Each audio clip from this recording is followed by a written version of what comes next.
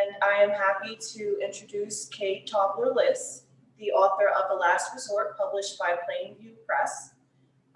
Miss Tobler-Liss, who now resides in Maine, lived in Montauk from 1989 to 2002. The setting for her novel that is rich in historical detail about the Nantucket Native Americans and descriptions of the area's natural history. The story centers around a Manhattan attorney whose career and marriage are in turmoil as he drives desperately away from all he knows to Montauk, an off-season resort.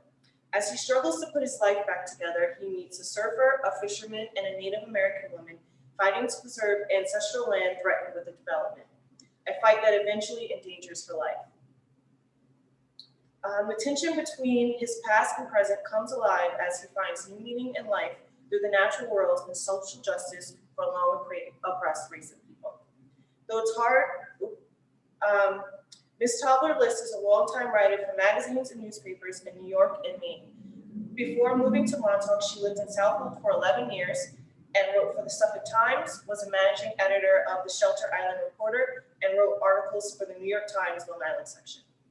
She was active in many environmental organizations on the East End from 1979 through 2002.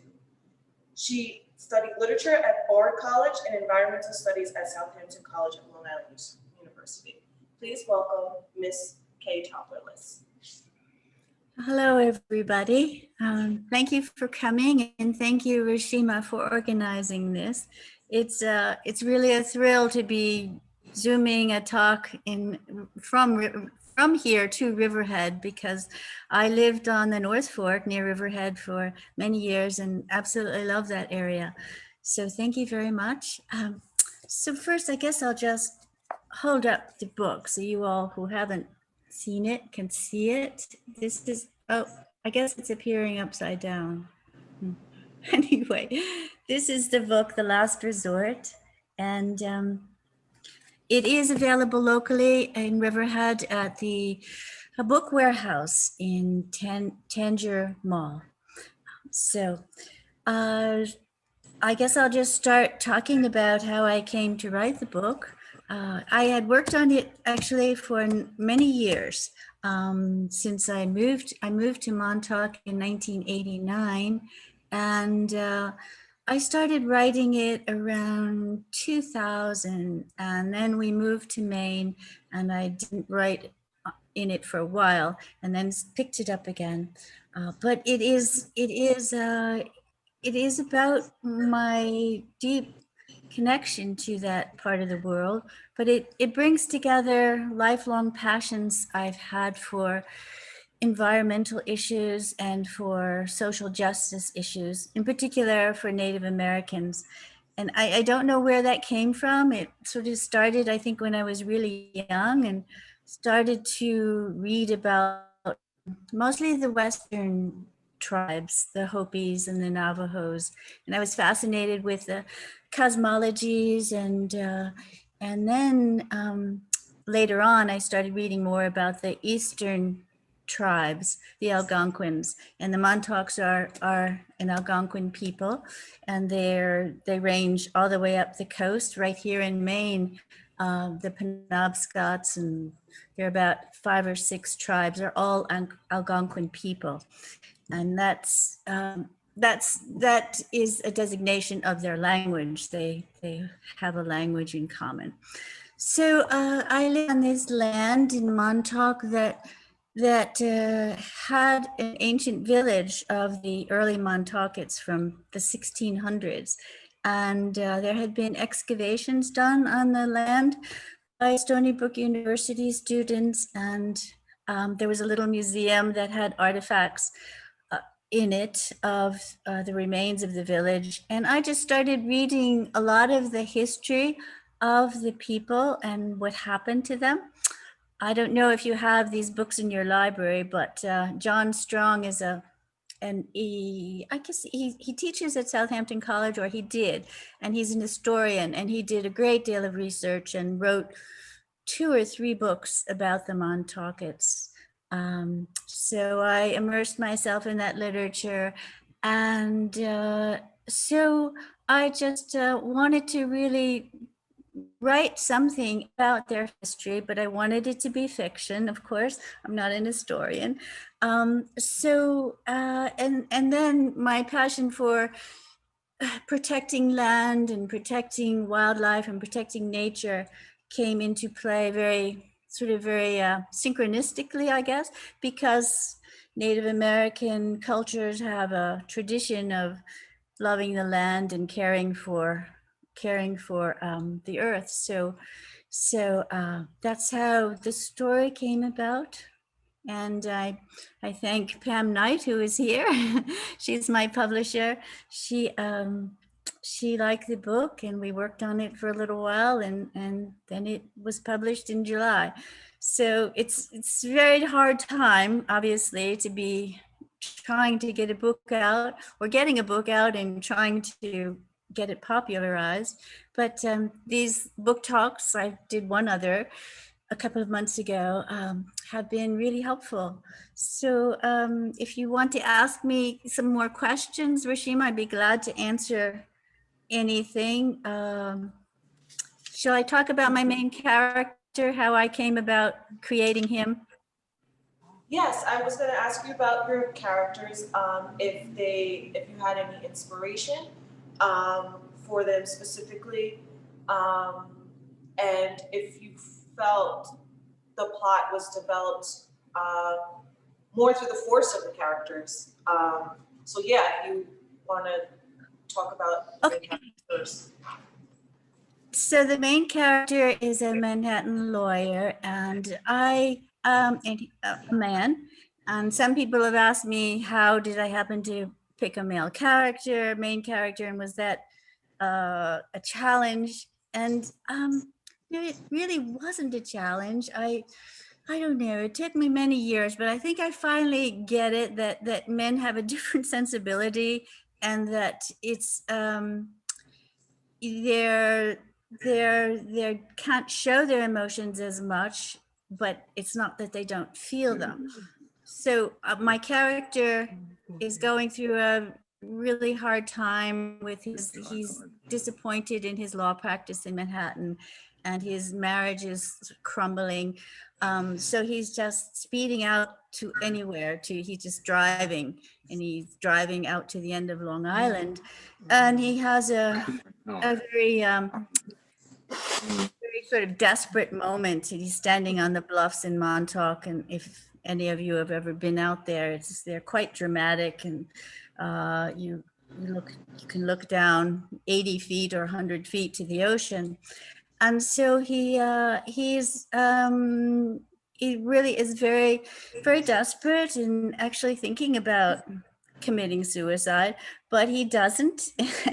And he ends up staying and meeting a Native American woman, Oshanta, who is a fictional character I created, but she is studying law, so she can fight for the rights of her people to regain access and regain rights to their land. So that's a very symbiotic relationship, and she introduces him to the natural world in Montauk. He's never been there before, and this is the off season, so there are not many people around. And of course, you have to remember, those of you who know Montauk now, it was different back in around 2000, because now it really is like the other Hamptons. It's very glitzy and, big houses, but it was much more subdued then. It was much more sort of just like a fishing village with some tourists, but not like now. So anyway, it's October, and aren't a lot of people around anyway. And she just slowly introduces him to how connecting to nature can be such a healing power.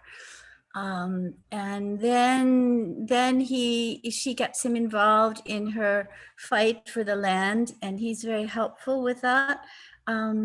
So and then some of the other characters he meets there's an old fisherman, and fishing is the main tradition in Montauk, goes way back, and say this is an old fisherman who who adds another sort of point, historical aspect and socio-economic aspect to the book, because their lives are being endangered as well, like the Montauk's, because of the increase in population and the development.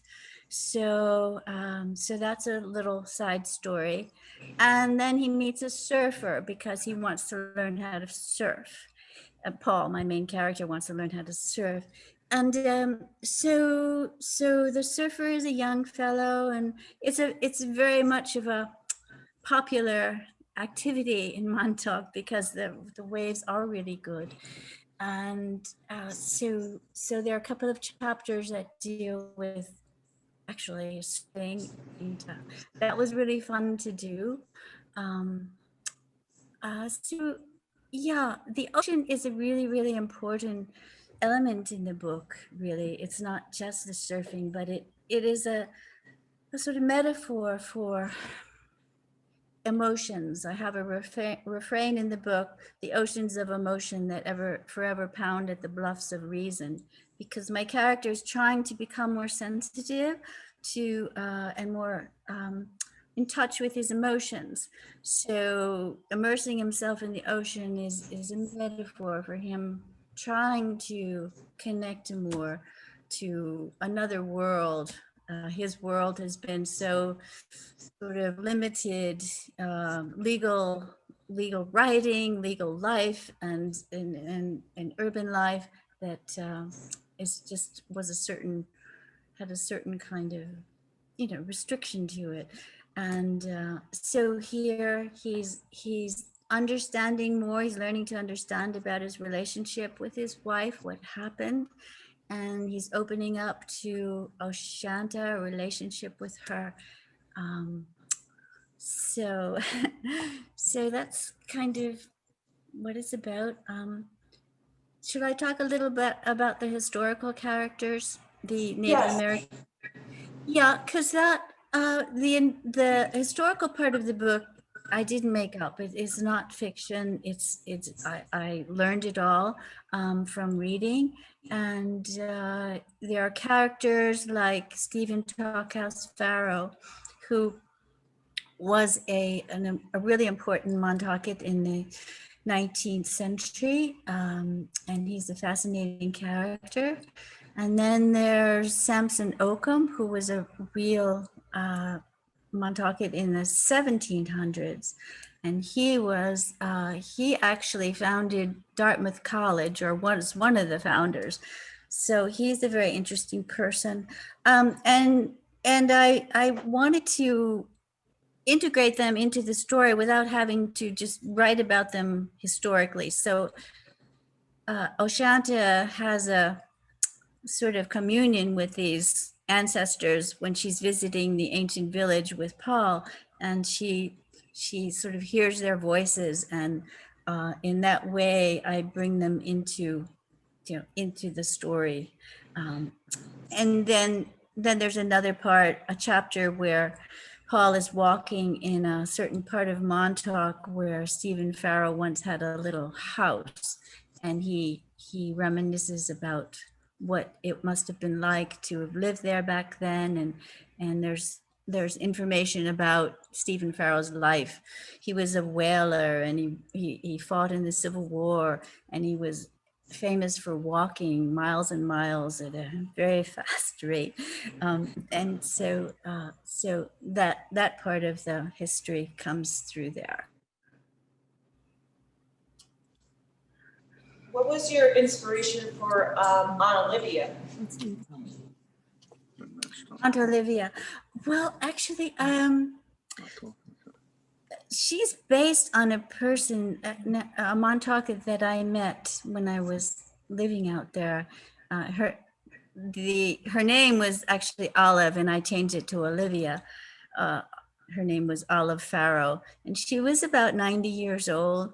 And she and some other Montauketts were trying to revive the little museum that I referred to before, and and I did get to know her, and so she's based on her, and I just I think older wise people, or people, maybe many of us have had one, if we're fortunate enough to have one of those in our lives, and she is just a very wise older person, um, and she's a pure Montauk, and not many are pure Montauk's anymore. They have Shinnecock blood or other or native or um, African American blood or Caucasian blood, but she is a pure Montauk. Could I ask a question? Sure. Oh, okay. I'm not sure if we have to indicate it. Hi, Kay. This is Karen Bloomer. I'm with Michael Madigan, How you doing, and Kay? we're Is listening that to you. Michael Madigan? Oh That's my right. gosh. It is. I know. I said he usually looks like he has more hair, but he just combed it down, so he didn't look like Einstein. Oh, hell. Well, hi, Mike. How you doing? Good to see you, Kay. Anyway, it was really fun reading this, knowing all the places in Montauk and a bit of the history. So it was great fun. I was wondering how you decided or to use some real names like the Pharaohs, Lester, who certainly isn't that historic, a little bit, but they're still around, um, and then chose fictitious names for other characters, like I suppose Fred Connor might be Fred Thiel. I'm not sure, but so how did you make those kind of decisions?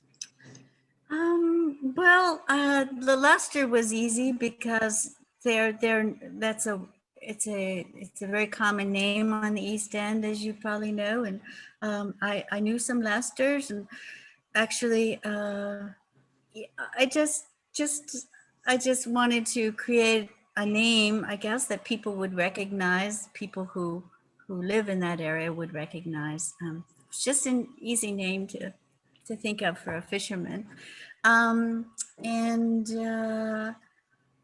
Fred Connor, but no, I actually wasn't thinking of Fred Thiel, but Oh, okay. but Because now he's an that you mentioned his assemblyman. name, Well, he is an yes, I assemblyman. know, and I knew, And he's very active with yeah, saving. no, I know, yeah, and Okay. actually worked with him on a number of projects out there, environmental projects, and I know that he's been working on trying to get state recognition for the Montaukets.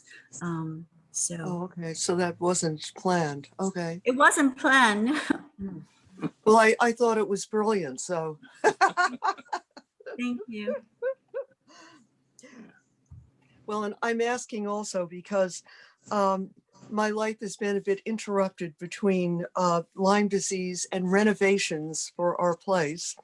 But I've been working on a novel that I hope I'll get back to about a Southampton attorney. But he's Oh, not like a newbie though, who just arrives and like, oh wow, he's been in Southampton for quite a while, and he defends private property, so you can almost see it What could happen? building. yeah. Well, it's a Anyway, very interesting thing that's happening out there with the Shinnecocks. I'm sure you've been following that story. yes, You yes. know a lot.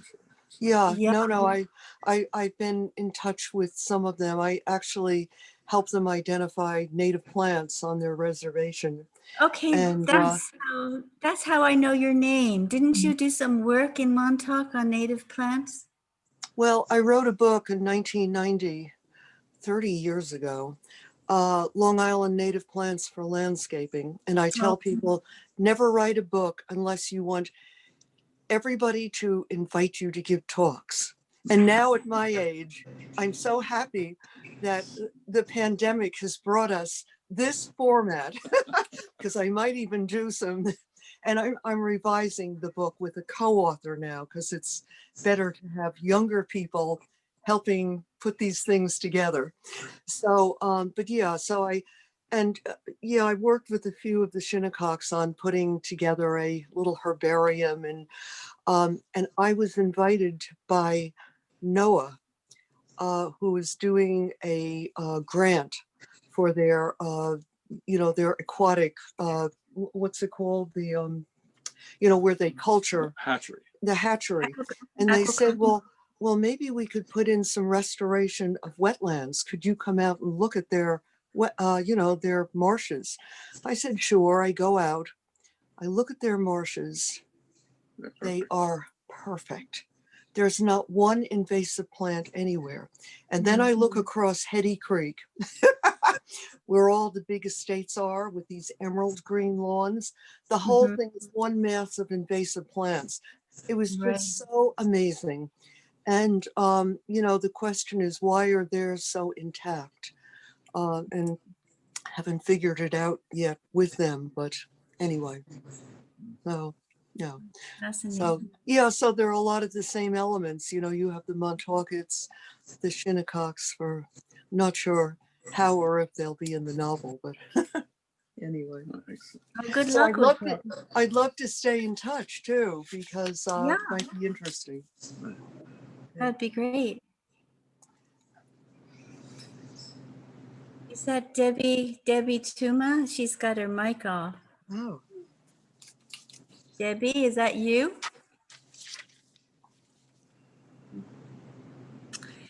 Any other questions? I have a question. I loved the use of poetry in your book. Are you also a poet? And that's why you used a lot of poetry, or you felt it was just relevant to, I guess, indigenous people culture, or I guess my question is, what led you to have so much To poetry? use poetry? Mm-hmm.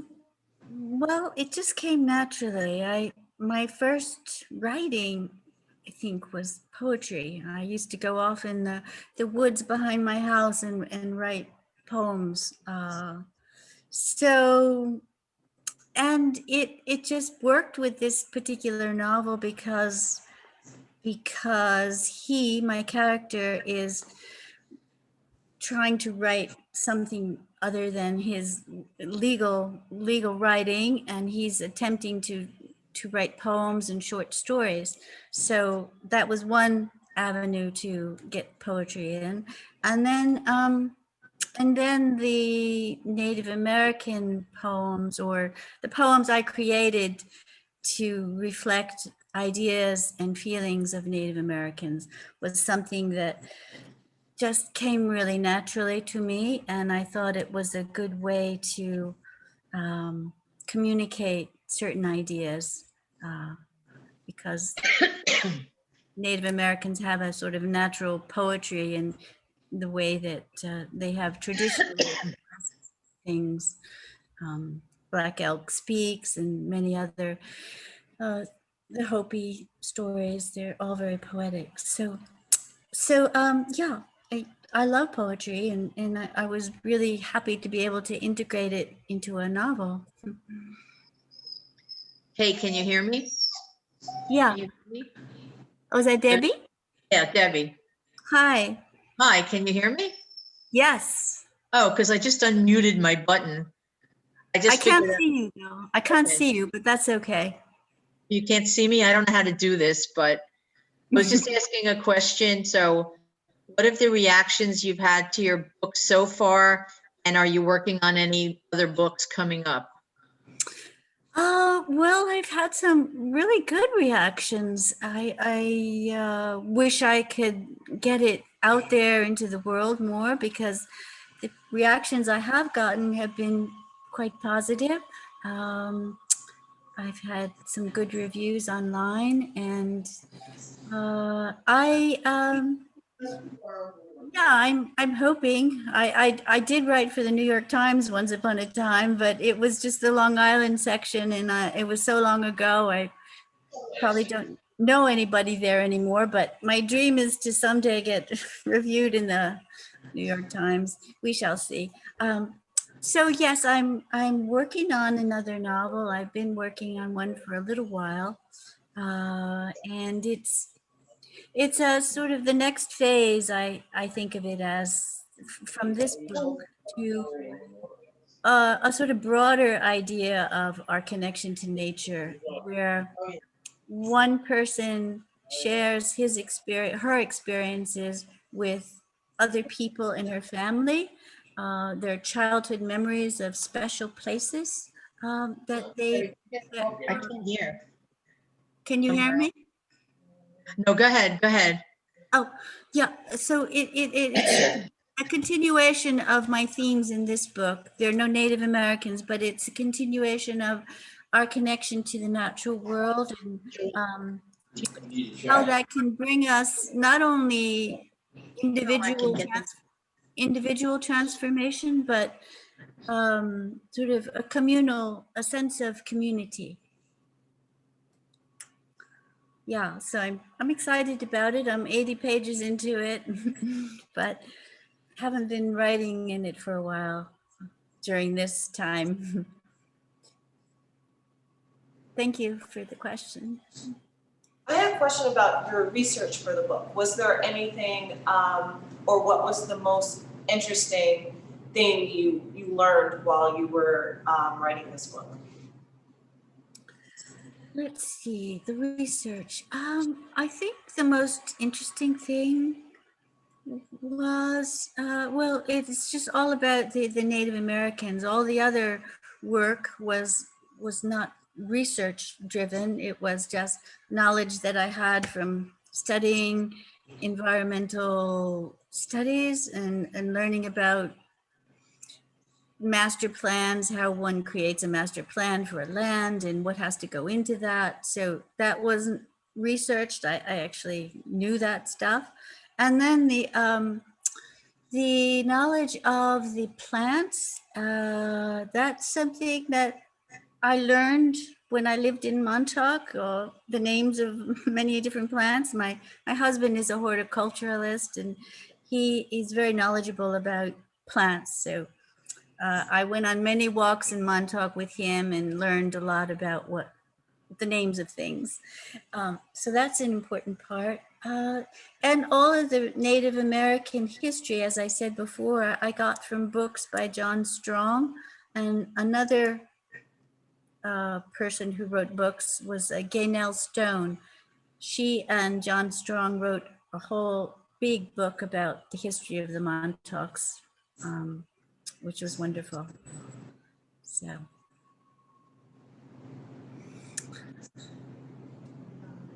Oh my God. Oh, so Wait, Kay, this is Karen again. Hi.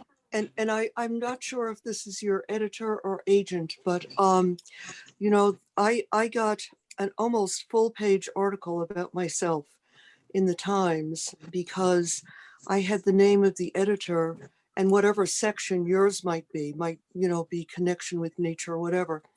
And I sent her a review copy of my book, and I didn't hear from her for a couple of weeks. So I happened to have her direct number because I was part of the Garden Writers of Association of America. So I call her up and say, "Oh, hi, this is Karen Bloomer." And she says, "I have your book. I'm reviewing it," and hangs up. But Wow. she sent somebody out a little while after that, and they did this incredible article.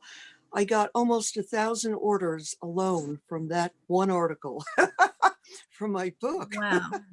And it Wow. was really, you know, worthwhile. And people from all over California, Maine, even Maine were ordering it. So how do you like living in Maine after being in Montauk? Oh, I love it here. I really haven't looked back at all. It's just great. Talk about being surrounded by primordial nature. It's Oh. much the way Montauk was, but it's just beautiful and quiet, and you know, a whole different feeling from living down there. I mean, Montauk was great, but then it started to get, as I said, like the other Hamptons, and right around when we left in 2002. So, Wow. Great. but I know Debbie still loves it. Debbie's hometown. So, I would say environmental studies have been part of your life for a long time. What was it that, I guess, encouraged you at this point to write or to write this book? What encouraged me to write this novel? I guess at this point, because environmental studies has been part of your Right. life for a while. Right. Well, I think I always wanted to write a novel, and I actually did write a novel earlier in my early 30s. And I was living in Southold then, and I had taken some time off from work because I had a son and decided to stay home for a little while, and I wrote a book. Actually, I had an agent in New York City who was a very big agent with a very respected agency. And we talked about it. He liked it a lot. And then I just couldn't agree with him on certain things about the book. And so we just sort of parted ways. And in retrospect, a number of years later, he was definitely right. And I was a little naive about it at that point. But it was a book sort of based on my father, who was a very interesting person. And I think I just had a hard time sort of detaching myself and being a little more objective. So so anyway, it was good though, because I did learn a lot. You learn a lot just by writing, whether you publish or not, and about the craft. And and so elements of that book are actually in this book, because it's about a man who needs to change his life, wants to change his life.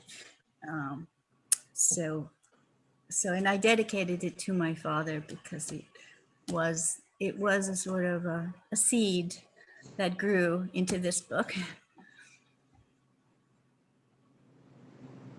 So I guess since your publisher is here as well, would you like to discuss the process of how you got your book published? How I got it published? So I had a first draft of this book ready. I thought it was ready about 2000 and I don't know, 15 or something like that. And there was a different editor at Plainview Press, and she really liked my book, and she offered me a contract, but there was something that she wanted me to change. She actually wanted me to change something about Oshanta and her identity, and I didn't want to do it. So so unfortunately she passed away. I didn't know that until a friend of mine, Celine Keating, who's an author and someone I know from Montauk, had been published by Plainview Press, and she said, okay, you should try Pam Knight. So that's what I did, and we worked together really well. That was actually prior to 2010 that you first contacted Susan. Oh, was it? Okay, I couldn't remember. It was Your process 2000. it was a long process. Yeah.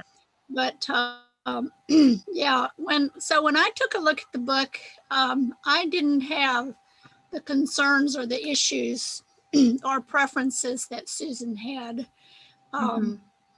regarding the main characters. I just looked at the integrity of the writing, the integrity of the story, and asked her to work on the editing. And so I think she put it through a final edit, and we still had to do some editing. As she'll tell you, that final edit is a very, very difficult process because number one, the author is very attached to the material and ceases to see shortcomings and ceases to see things that a fresh set of eyes might see. So Right. we continued to work through the material. And then the cover, I would really like to show, I have a layout. I'm going to share my, excuse me, I'm having trouble this morning with the pollen in the air down here. I'm going to share the screen and show the cover because it's I interesting. did show it in the beginning, Pam. Yeah. Yeah, it was, but you Go didn't show ahead. it very well. It didn't show very well. And No. can you allow me to share screen? Yeah, we just have to make you a The- co-host Okay. and then she. Yeah, just for a short while. Can I, okay. So when we were looking for how to deal with this cover, you know, since it was an environmental book, we had both the story of him driving up the coast. So this was the main image that Kay wanted, and I liked that image. But the story is very much about all of these, the background image.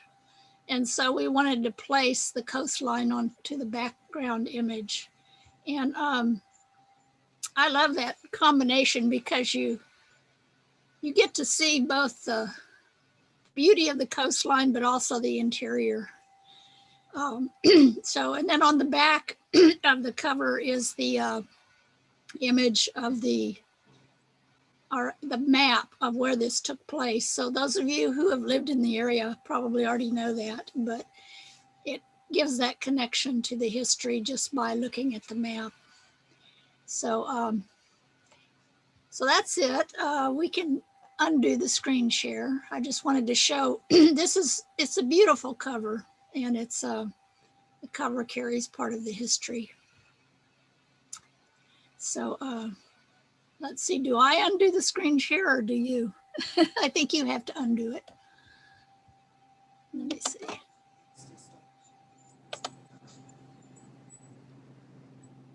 So I think you have to undo the screen share. Is it undone? Oh, there, I have to do it. Stop. Yeah, you have to. Stop share. I got it. There we go. Okay. Okay. So anyway, Kay is an interesting author to work with because her dedication made a huge difference. It was not an easy book to publish, but it was worthwhile because after it's been out, she's continued to show that dedication. The work of getting the novel out is about half of it, and the other half is getting it to people who want to read it. So that's where she is now, and of course she's come up against the pandemic, which makes it a little more difficult, but at the same time, we now have the Zoom format, which means people can attend without having to drive somewhere. So I'm just telling her, stick with it, you're doing fine. There's an ebook Thank too, you. which I think is good for right now. I have the ebook, so people don't want to go I out. can't hear you. If people can't don't hear want you. to go, if people don't want to go out, they can also get the ebook. Amazon Right. has the ebook, so that helps Yeah. this time. Well, hi, it's Debbie. Can you hear me? Yeah. Hello? Oh, you can? Okay. I just wanted to say, having gone through the whole process of writing the book and then getting it published with your lovely publisher there, I guess it'll be a lot easier the next time, Don't you think? It I might be don't know. better on the second book than the first book? I don't know. I think. I don't know. I mean, I don't think actually the time now is just so hard to get a book out there. It's just, I mean, I had something planned for tomorrow, a place where I live, and I had to cancel it or postpone it because the COVID cases have gone up in Maine. And although our numbers are very low, it's still going up. So it's just very frustrating. Well, if it might take you a year and- it might take you a year to finish a book, and by that time, hopefully, we'll be in a better place, right? Gosh, yeah. Yeah. But all the other authors have that problem now too, trying to get their books out in the COVID. And none of the libraries are doing live talks, live talks anymore, really. So, Right. I'm hoping for when the weather's better, maybe people can do outside things. Yeah. Do you have advice for other writers or new writers? Let's see, advice. I don't think I'm one to give advice, except for just keep writing and working on the craft. It's and have a passion for what you're doing, whether it's published or not. Because if you're really a writer, then you'll write. That's the important thing. It's just writing. The rewards are great if you can get them, but the reward mostly should be the writing itself. And wow. sharing with writing groups, that's important to get some feedback. So that's the only. Rashima has a really good writing group at the Riverhead Library, right? Right, Rashima? The Writers Cove Networking Group. I joined it a few times and it's really, really helpful. Yeah, yeah, that's great. So Kate, did you have what was your schedule when you were writing the book? Do you have a certain time that you write every day, or how did you keep to all the way you put it together? It takes a lot of determination to stay with it. How was that process? How did you manage your time? Well, I didn't have a regular, actually, at first I did. I take that back. I put aside 4 hours a day, and I had a place where I wrote, just as you would maybe in meditation or something. I had a special place I went to, and a time. And so I felt really good. It felt really good to be disciplined about it, Wow. rather than just sort of scratching something on a pad and leaving it. It was just this time I set aside, and I just really liked it. But then in the editing process, it was not a regular disciplined approach. Once I had a publisher, it was much easier because I had sort of a deadline and a goal. I had somebody who was going to publish my book, so that was really a pretty intense process. Wow, interesting. Okay. Dedicated.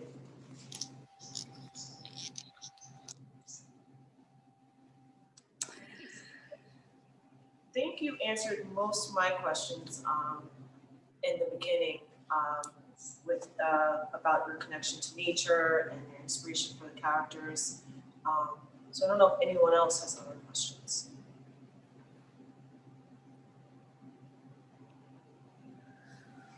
I wanted to ask another question. Yeah. Kay, I'm kind of surprised to hear that this time is more difficult for getting books published, because it seems like more people should be reading. And I mean, this is such a great format too. You don't have to travel down from Maine, especially as an environmentalist. I mean, this is life-changing for our air, if nothing else. But, and I know Oh. it's just if you can go and have live readings where you can sell books, that's a different true. thing, and it's just, I did do two. I went down to Montauk in August and had 2 live readings, but the audiences had to be very limited. There were 20 people about at one and 10 at another. So it's just, that's what makes it really hard, is being able to go on a little tour and have live readings in bookstores. There are 3 bookstores right where I live that would love to have an event for me, but they Yeah. can't. And they don't all do Zoom.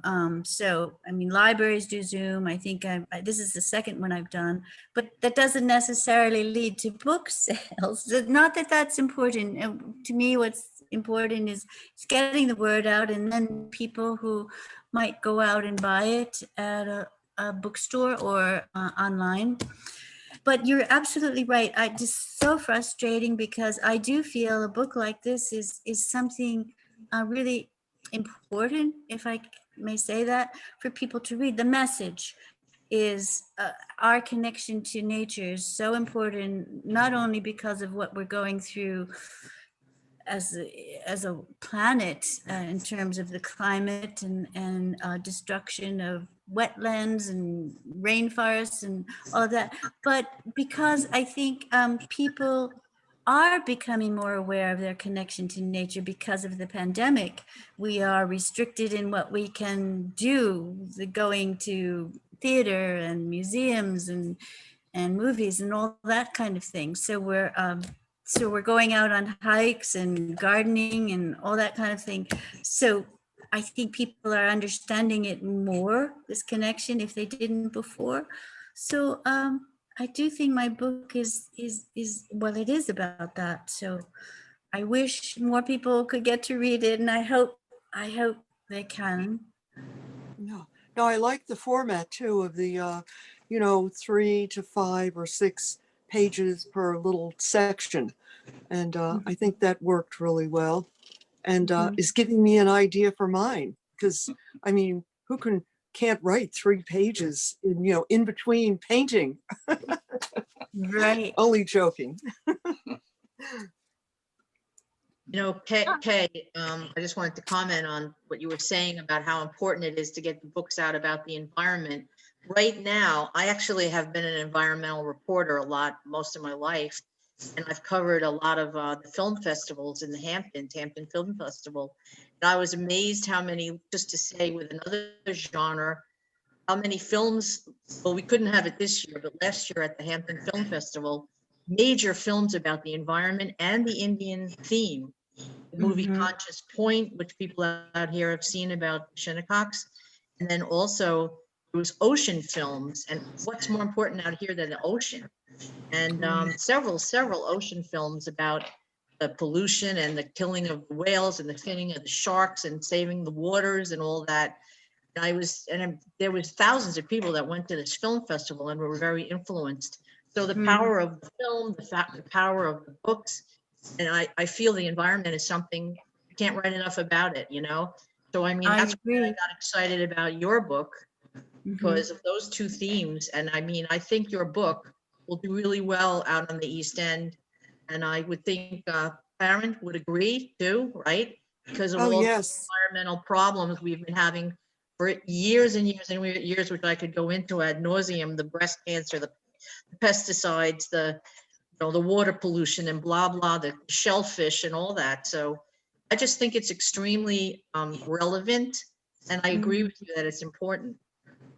Yeah, and I liked the, toward the end, the final hearing. I mean, you really captured the, the blasé-ness of the New York State parks. We're in a lawsuit right now against the governor's office of storm recovery, Gazer, who's taking millions of our dollars.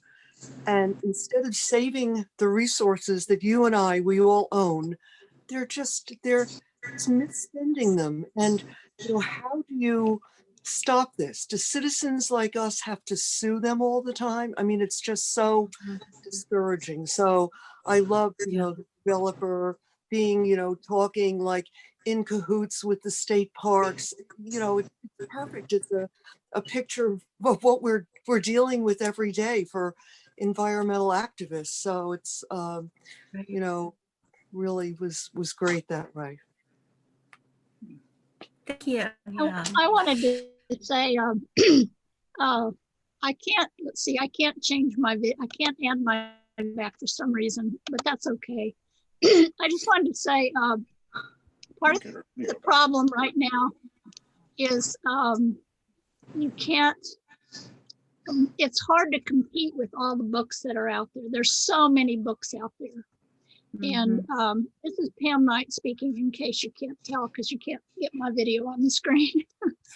But there's so many books out there, and Amazon is the largest marketplace, and there's just, you know, anybody can publish there, so there's tons of books. And so for those of you in the environmental area and who want to help Kay out a little bit, review her book on Amazon, because that really helps. And when you do a review, don't just say, oh, it's a great book and I liked it, but use those keywords about the environment and about the Montauk's and things that people might search for and be interested in.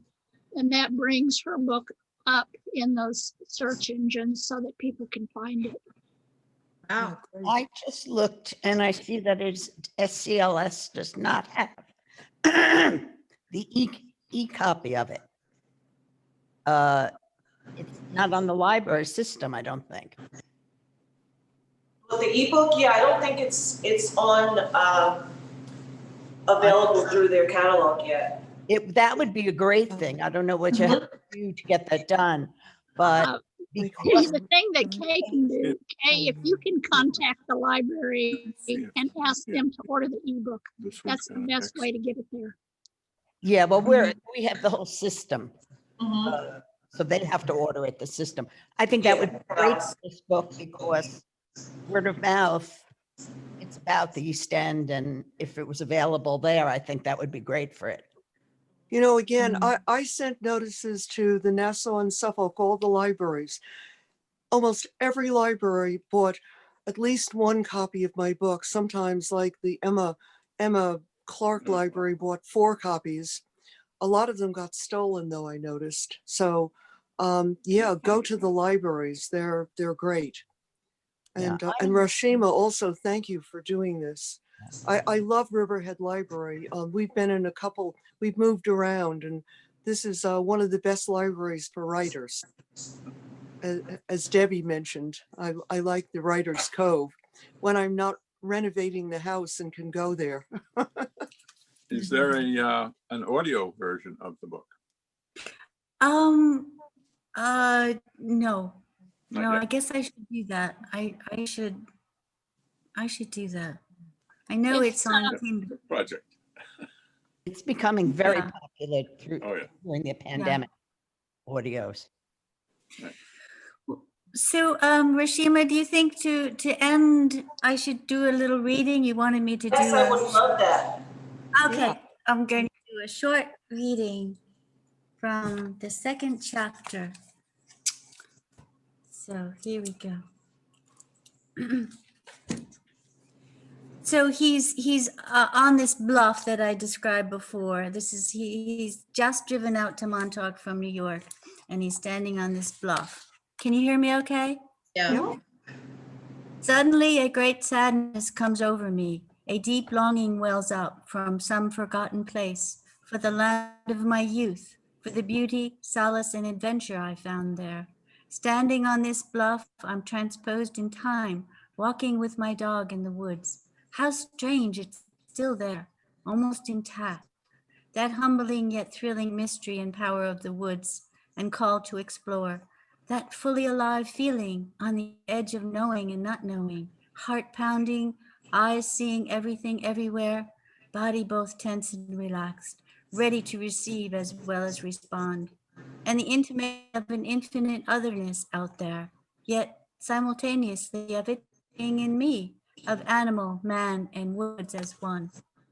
Looking down at the water now, I imagine a bridge linking this piece of land and time to that piece of my youth, and the water underneath the bridge, all the time, faces, and events between that moment long ago and this one right now, churning together, culminating in one crash upon the black rocks.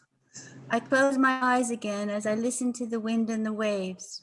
I hear their voices, the deep bass and underlying rhythm of the waves, and above it, the alto and riffing melody of the wind.